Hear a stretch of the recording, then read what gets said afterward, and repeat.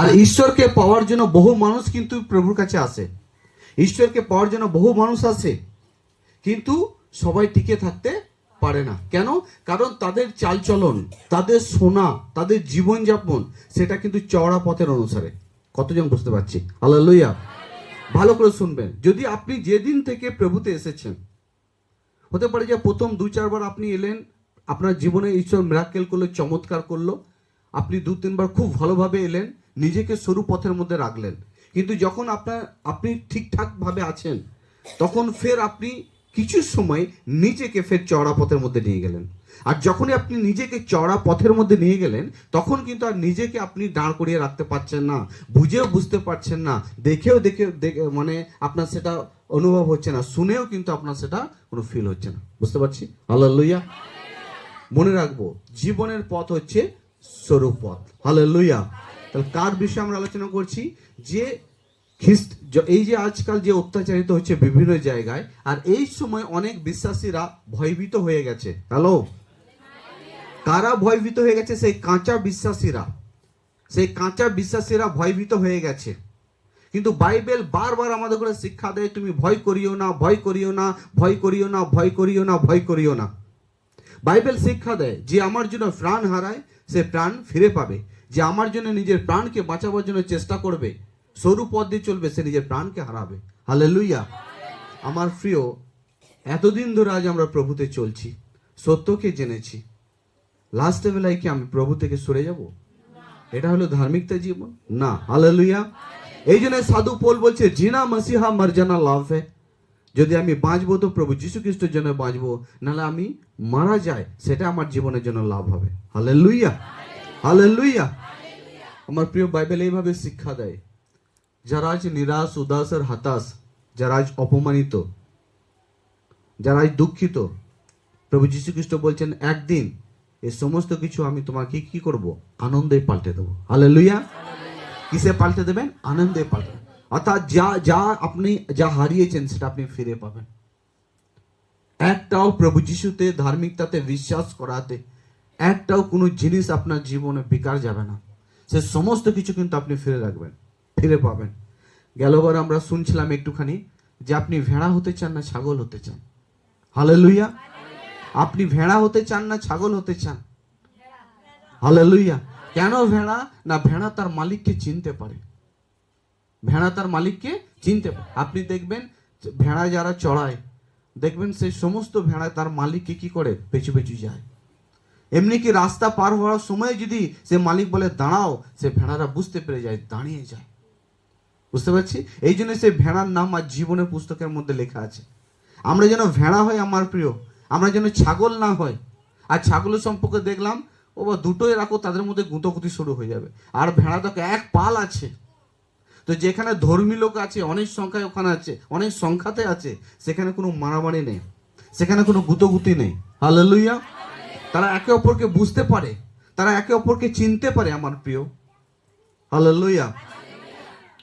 এই যে দিনকাল যে এসেছে, এই সময় প্রত্যেকটা বিশ্বাসীকে পাস্টরের অধীনে থাকা দরকার আছে, শিক্ষার অধীনে থাকা দরকার আছে। কোন সময়ে কোন কাজটা আপনি করবেন, কিভাবে নিজেকে পরিচালনা করবেন, সব সময় এই সময় দেখবেন, যখন বিপদ আসে, যখন দেখবেন খুব ঝড় বৃষ্টি হয়, বিদ্যুৎ চমকায়, আর বাড়ির মধ্যে যদি ছোট ছেলে থাকে, বাবা মা সেই ছোট ছেলেটাকে আঁকড়ে ধরে রাখে। ছেলেটাও কিন্তু বাবা মায়ের কাছে চলে যায়, কারণ এখন বিপদের সময়, না জানি চাল উড়ে যেতে পারে, এই কিছু পড়ে যেতে পারে, আগুন পড়ে যেতে পারে, শিলা পড়ে যেতে পারে, কোনো অঘটন ঘটে যেতে পারে। তাই যখন দেখছে কি সময় খুব খারাপ, প্রত্যেকটা বিশ্বাসীকে পাস্টরের অধীনে থাকা দরকার এবং বাইবেলের শিক্ষার অধীনে থাকা দরকার। এই শিক্ষাকে ব্যবহার করে চলা দরকার। হালেলুয়া। মনে রাখবেন, যখন আপনার কেউ দোষ পাবে না, তো অন্যরকম ভাবে শয়তান ষড়যন্ত্র করবে আপনাকে ফাঁসাবার জন্য। বুঝতে পারছি? হালেলুয়া। আমার কথা নয়, প্রত্যেকে বলছি। তাই এই যে আজ আমরা প্রভুতে চলছি, আপনাকে মনে রাখতে হবে, আপনার যে পথ সেটা কিন্তু সরু পথ। আপনার পথ চওড়া পথ নয়। আপনার পথ চওড়া পথ নয় যে আপনি প্রভুতে থাকতে থাকতেও আরো অনেক কিছু অ্যাশ করবেন, অনেক কিছু আনন্দ উপভোগ করবেন।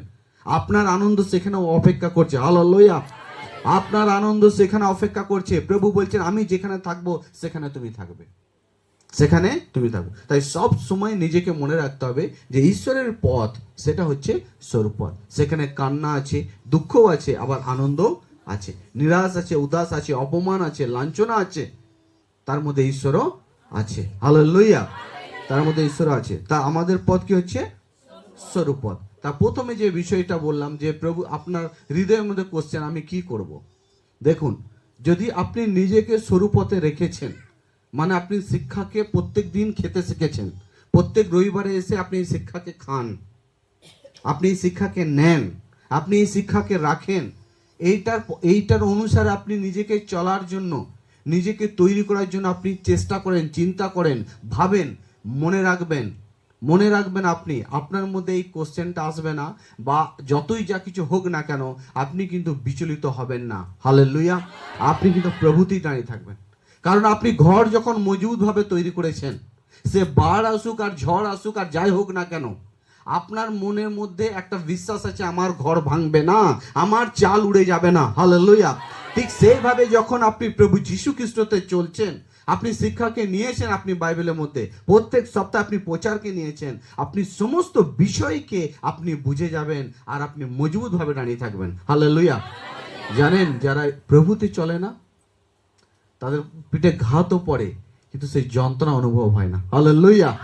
আর যারা চড়া পথে থাকে তাদের একটা কাঠির খোঁচায় তাদের এত যন্ত্রণা অনুভব হয় যেটা চিন্তার বাইরে। কতজন বুঝতে পারছে?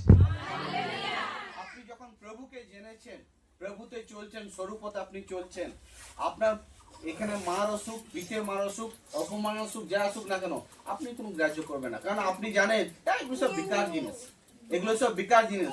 এই জিনিস আমাকে পরাজিত করতে পারে না, এই জিনিস আমাকে হারাতে পারে না, কারণ আমার কাছে যেটা আছে সেটা সবচেয়ে শক্তিশালী। হালেলুয়া। এই সময় আমার প্রিয়, বেশি বেশি করে বিশ্বাসীদের ঘরে বাক্যের দিকে আমাদের ঘরে মনোযোগ দিতে হবে, পাস্টরের অধীনে থাকতে হবে, যে শিক্ষা আপনি পাচ্ছেন সেই শিক্ষার অনুসারে থাকতে হবে। হালেলুয়া। আপনি শিক্ষার অনুসারে থাকবেন না, তাহলে কিন্তু আপনি টিকে থাকবেন না, তাহলে কিন্তু আপনি অনন্ত জীবনের ভাগীদারি হতে পারবেন না। ভালো করে শুনুন, এখন যে দিনকাল এসছে, যে কোনো মন্ডলীর হোক না কেন, আপনাকে কিন্তু এখন বাইবেলের সেই আদেশ অনুসারে, বাইবেলের শিক্ষার অনুসারে, বাইবেলের অধীনে, প্রচারকদের অধীনে আপনাকে থাকতে হবে। হালেলুয়া। প্রথম যখন আমরা ক্লাস 1-এ ভর্তি হতে যাই, তখন আমাদের বর্ণ পরিচয় বই দেওয়া হয়। আর সেই বর্ণ পরিচয় বইয়ের মধ্যে আমরা অ, আ, আকার, একার, হ্রস্ব, দীর্ঘিকার, সেই সমস্ত বিষয়গুলোকে শিখি, যাতে আগে গিয়ে যাতে আমরা সমস্ত সেন্টেন্সকে ভালোভাবে আমরা পড়ে যাতে উচ্চারণ করতে পারি। যদি আপনি আকার, একার বা হ্রস্বকার বা দীর্ঘিকার আপনি সেকেন্ড নেই, আপনি এমনি টুকলি করে পাস করে গেছেন, তাহলে আপার ক্লাসে গিয়ে কিন্তু আপনার অনেক অসুবিধা হবে, কারণ আপনি একার, আকার, ওকার জানেন না। হালেলুয়া। হালেলুয়া। যারা অল্প শিক্ষিত, যদি তারা একটু একটু বাইবেল পথ জানে, কোনো ব্যক্তিকে যদি কোনো একটা কাজ করতে তারা দেখলো, সে কোনোভাবেই তাকে মেনে নিতে পারবে না। তুমি তো পাপী, তুমি তো অমুক, তুমি তো সে। কিন্তু যে নিজেকে সরু পথের মধ্যে রেখেছে, যে অনেক শিক্ষা তার মাথার মধ্যে রেখেছে, সে তার কাছে কোনো বিষয়ই নয় ওটা। বুঝতে পারছি? হালেলুয়া। কোনো বিষয় না। তো এই জন্যই আমার প্রিয়, আজ যতজন এসছেন আপনাদের করে বলি যে ফাস্টিং এর চলাকালীন এর মাঝখানে যে নিজেকে সরু পথে রাখুন, নিজেকে সরু পথে। আগেকার যে বিশ্বাসীরা ছিল তাদের উপরে কি অত্যাচার হয়নি?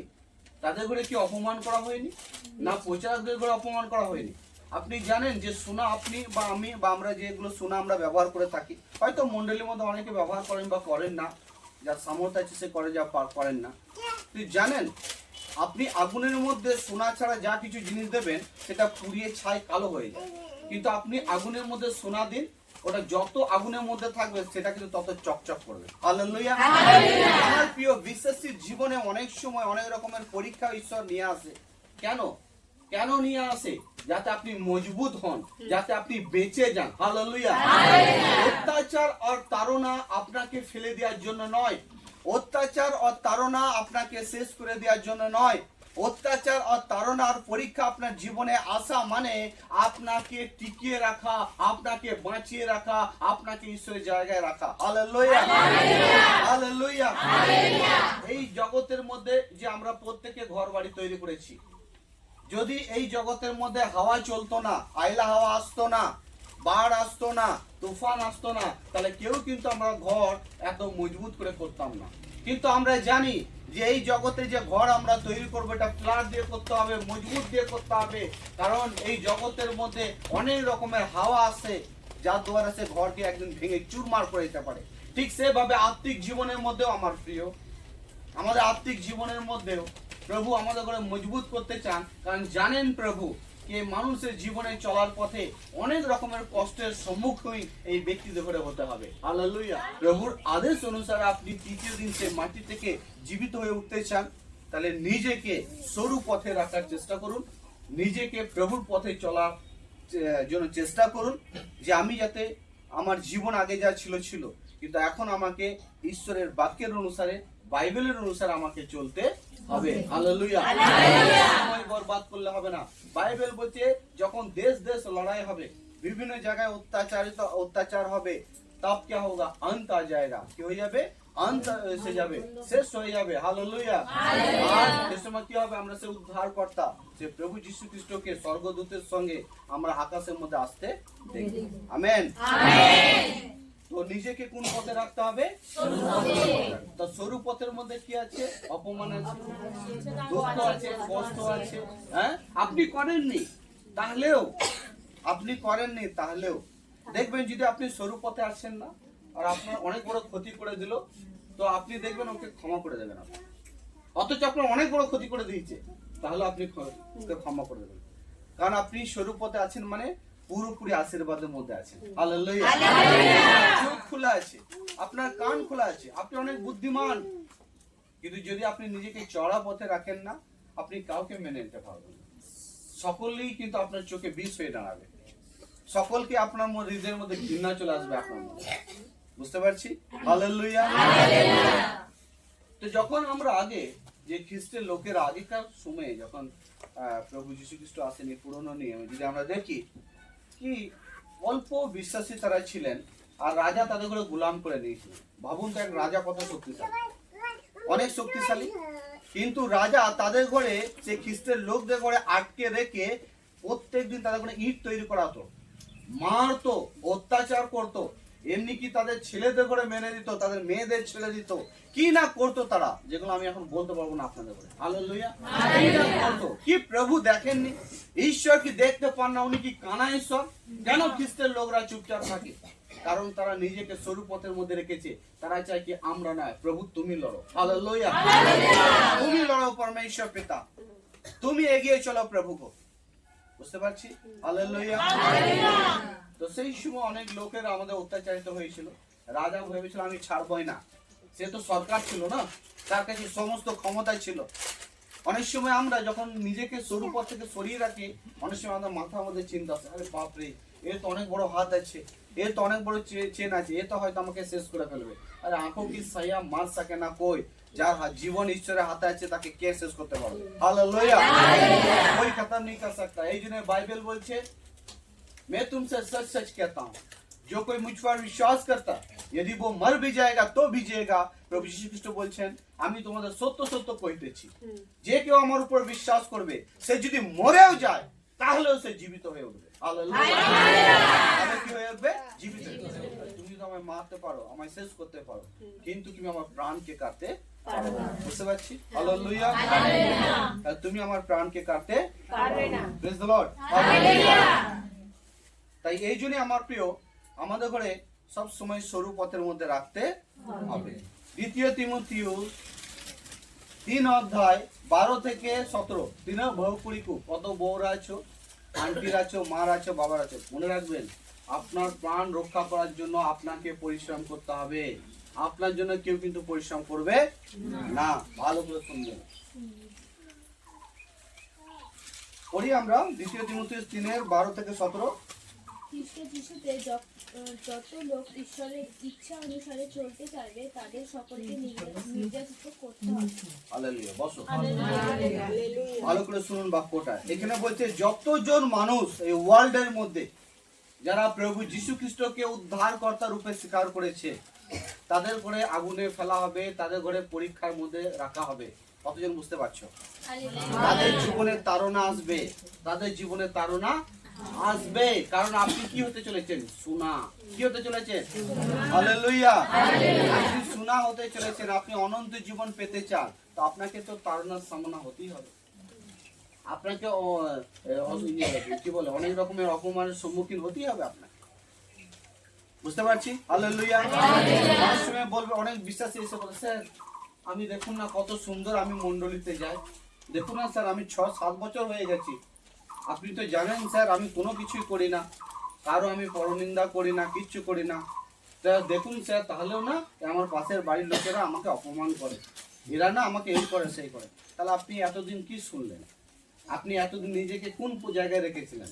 চড়াই জায়গায় তাহলে রেখেছিলেন। আপনি আসতেন, ঘুমোতেন, আপনি এই চার্চে আসতেন, যে আপনার মন থাকতো গরুর মধ্যে, ছাগলের মধ্যে, কিচেনের মধ্যে, কাজের মধ্যে আপনার মন থাকতো। আপনি তো বাক্যই শোনেননি, হাঁ করে থাকতেন আপনি। Hello, hallelujah. बाइबल एक जगह लिखा है, जब तुम उपवास करते हो ना तो आपस में लड़ाई झगड़ा करते हो। तुम्हारा उपवास ऐसा होता है कि तुम आपस में लड़ते रहते हो। বলছে कि আজকালের জগতের মধ্যে এমন উপবাস মানুষ নিজের মধ্যে রেখে চা করতে চায় कि তারা উপবাস রেখেও মারপিট করে। বুঝতে পারছি? উপবাস করে তাহলে যদি মারপিটই করছো তাহলে দুটো কাজ, তাহলে একটা উপবাসের কাজ করছো, আবার একটা মারপিটের কাজ করছো। দুটো কাজ কি তুমি করতে পারো? একটা কাজ করো। হালেলুয়া। একটা কাজ তুমি করো। Praise the Lord. তা কোন পথে রাখবো নিজেকে? সরু পথের মধ্যে কি আছে? দুঃখ আছে, কান্না আছে, যন্ত্রণা আছে, কিন্তু তার মানে যে আনন্দ নেই, তার মানে যে শান্তি নেই, তার মানে যে ঈশ্বর আপনাকে ছেড়ে দিয়েছেন তা না। কিছু সময় আপনাকে পরীক্ষার সম্মুখীন হতেই হবে। হালেলুয়া। পরীক্ষার সম্মুখীন আপনাকে হতেই হবে। জানেন, যারা পরীক্ষায় লেখে অনেক কঠিন কঠিন প্রশ্ন থাকে, অনেক কঠিন কঠিন প্রশ্ন। আমরা যখন আমাদের সময় যখন আমরা পড়াশোনা করতাম, পরীক্ষার 1 মাস আগে আমরা স্কুল যেতাম না, কেউ 20 দিন, কেউ 15 দিন, বাড়িতে সব আমরা বেরোতাম না, বেশি পড়তাম। কেন? কারণ একটা বছর স্কুলে গেছি, আর যদি এই ফাইনাল পরীক্ষায় যদি আমি প্রশ্নের উত্তর ভালো করে না লিখতে পারি, না পাস করতে পারি, তাহলে লোকে আমাকে দেখবে, হাসবে, টিটকারি করবে। আর আগেকার দিনে কি মানুষের প্রেস্টিজে লাগতো, অপমান লাগতো। হ্যাঁ, এখন তো নেই। বুঝতে পারছি? হালেলুয়া। 3 বার ফেল করেছে তাও কিছু নেই, তাও হিরো, সে জয়সা ঘুমটা। কারণ লজ্জা কি হচ্ছে, সব খেলে খেয়ে শেষ হজম করে ফেলেছে। বুঝতে পারছি? Hello, hallelujah. তাই এই জন্য আমার প্রিয়, যারা বাক্যকে মনে রাখে না, প্রচারকে মনে রাখে না, শেখে না, যারা যখনই তাদের জীবনে পরীক্ষা আসে না, কিছু ঘটনা আসে, তখন স্যার আমি কি করব, আমার তো হাত পা কাজ করছে না। তুই তাহলে এতদিন ছিলি কোথায়? কি শুনেছো তুমি? তাহলে